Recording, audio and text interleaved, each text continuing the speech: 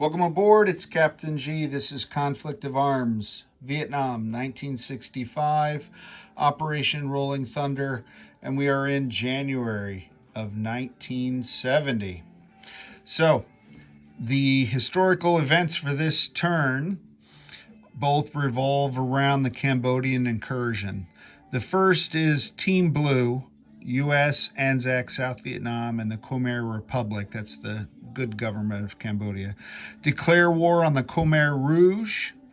U.S., ANZAC, and I'll throw in ROC units may now conduct general combat into any tiles containing the southern Ho Chi Minh Trail.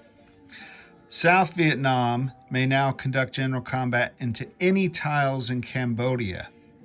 Khmer Rouge and Khmer Republic units are activated. I'll show you those. Khmer Rouge are Viet Cong controlled. Khmer Republic are South Vietnamese controlled. The USA player must also remove 3 USA ground units, not supply, from the board per turn during non-combat maneuvers. These units may not be taken from deployment zones. So I got to move them off the map from ports. Also in January 1970, as a result of the Cambodian incursion, will be protests and the Kent State shootings. At the end of the turn, so in the stage 6, in the completion phase, the USA will roll a D6. 1 to 4, the U.S. morale decreases by 1. 5 or 6, the U.S. morale decreases by 2.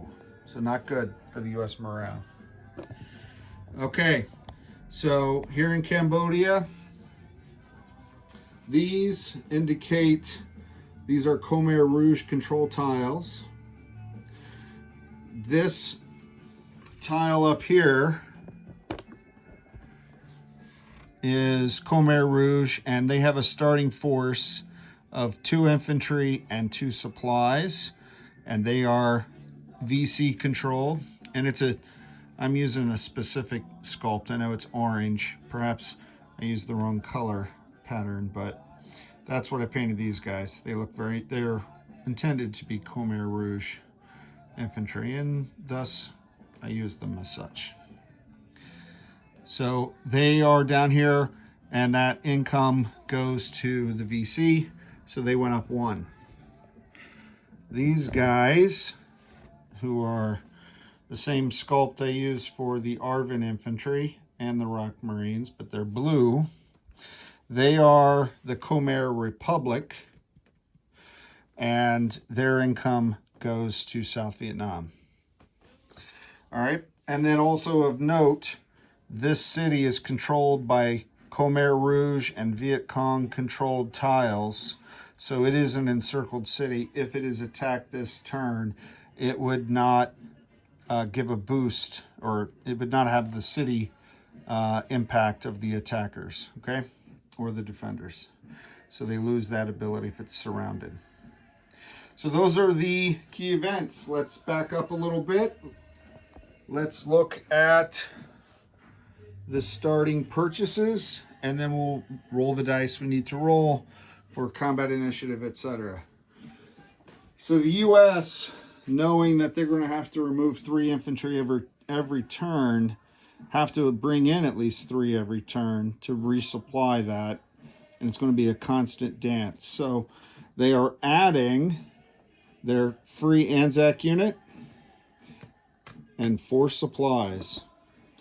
They're going to get, because of their combat initiative being at 5 still, they're going to get a free roll for influence to try to lower the communist influence, and this red dice to remind me to roll about their morale during stage 6. All right, so the Laotian government, 2 infantry, 2 supply, and the South Vietnamese, 3 infantry and 2 supply. And of note, the Cambodian city in Phnom Penh also comes with an airbase and a factory. So now that they're activated, South Vietnam can build units in Cambodia starting this turn, regardless of what color or shape sculpt I'm using for the purchase.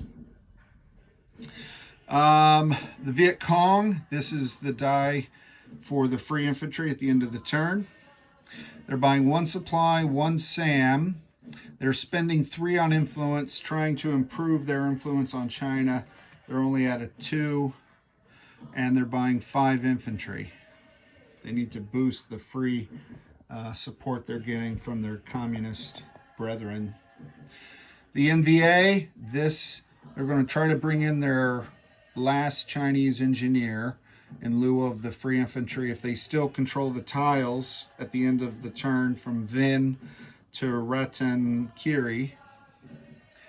They're leveraging the Chinese engineer bonus to buy 2 AA guns at reduced cost.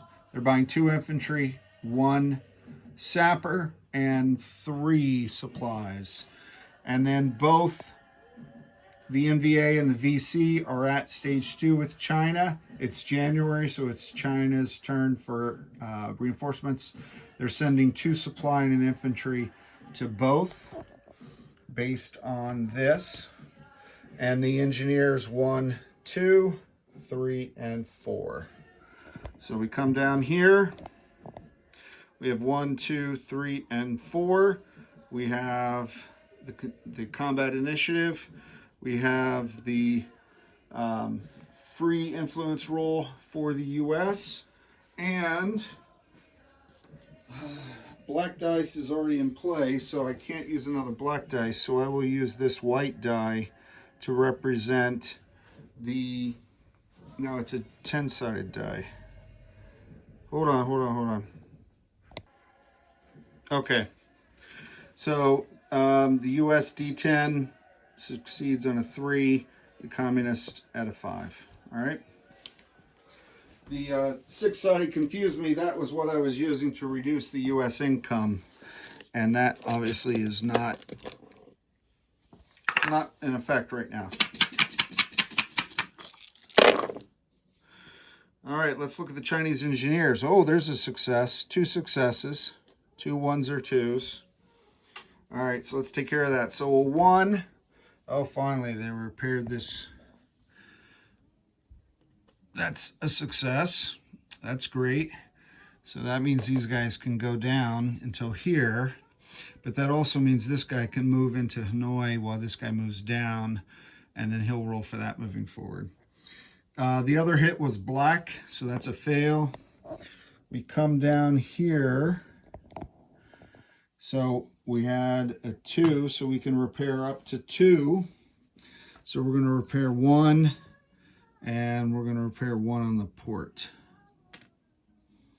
Just to make sure that the capitalists don't destroy our port, our source of resupply from our Soviet comrades. Okay, so that is the Chinese engineer dice. All right, what's next? Let's look at influence rolls. We got a 7 and a 4, so that's fail on both sides. So that does not change. Now let's look at combat initiative. 7, 1, 0, 2. Interesting. Okay. Let's come over here. Let's figure out what that means. So the U.S. is at 5, plus 2 is 7. North Vietnam is at 3, plus 1 is 4. South Vietnam is 3, plus 7 is 10. And the VC 0 plus 0 is 0. Also 0 times 0 is 0. And that's just math. All right, so our order of combat will be the South Vietnamese, the U.S., the North Vietnamese, and the VC. Very interesting. Very, very interesting. So there are no spoiler attacks for the communists. No opportunity to strike out before the West conducts combat operations into Cambodia. Wow. Okay. that's going to be fun. So next up is the Western democracies. Next video will be South Vietnam, followed by the US, as I develop my strategy for interdicting the communist supply and lifeline and achieving victory. Oh, so what that means, while we're talking about victory, real quick before I go, let's pull up the US so we can take a look now. Because starting in 1970, we lost this one, right? This ended in 1968. So from July of 68 until July of 69, the only way for the democracies to win is to capture Hanoi, and they weren't even going for that. So they were playing a waiting game, waiting for this victory condition to become active. And that victory condition is at the end of the turn, South Vietnam income is at 30 CP. And again, for my purposes, I have broken out South Vietnam from Laos, but they are one.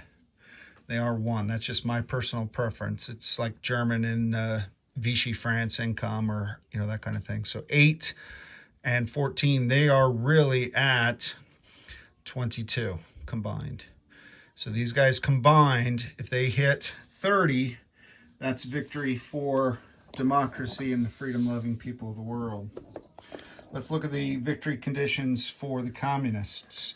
Ho Chi Minh and I should look that up.